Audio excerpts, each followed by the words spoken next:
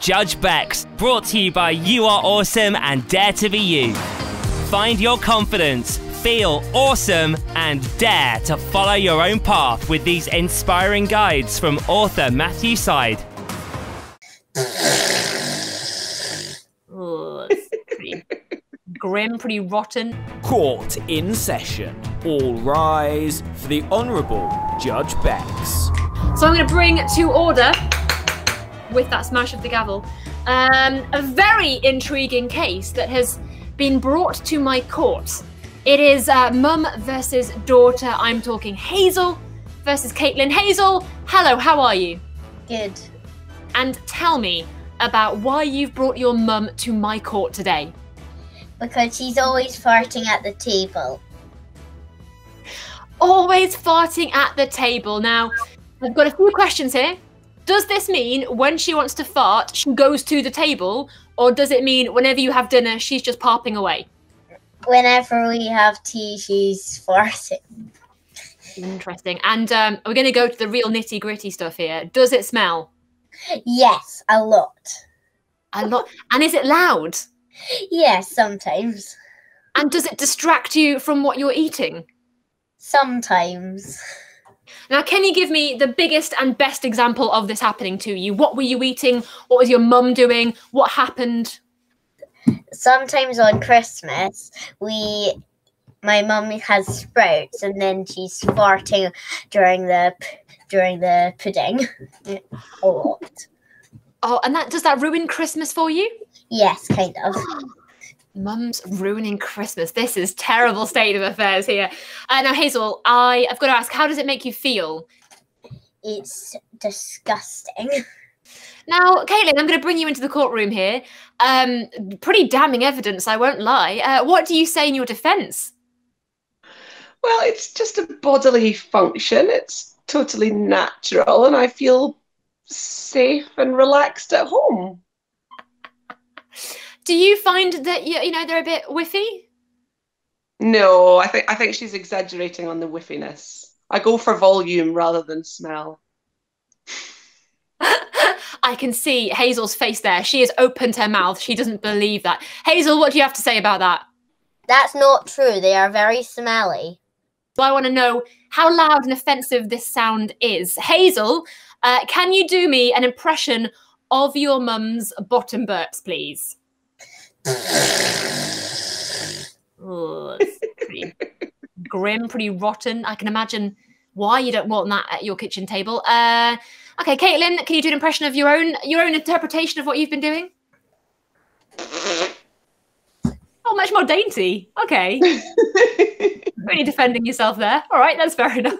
Caitlin, is it sprouts that mainly affect you in this way, or is there another type of? Is it beans as well, perhaps? Beans, spice, vegetables. It's everything. Is there a food in particular that Hazel that you love that does not make your mum do this? What would that be? Crisps. Crisps. Okay. I think we're getting somewhere with this. Okay. And what, Hazel, out of interest, what would you like to see happen here? Would you like your mum to stop farting forever? Would you like her to leave the table whenever she has to fart? What would you have your dream scenario here be?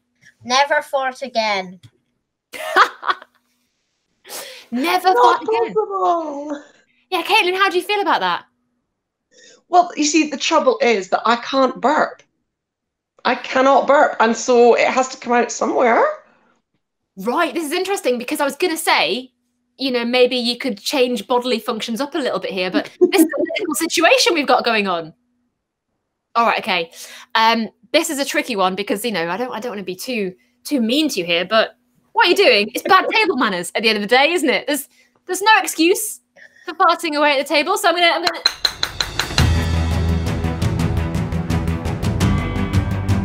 First of all, Hazel, you've got a few choices here as to how you would like this to go. All right, so listen up. Hazel, one ruling could be that whenever your mum farts, you get to make your own ridiculous noise. So she could fart and you could burp, she could fart and you could make a big, ambulance sound effect to really draw attention to it.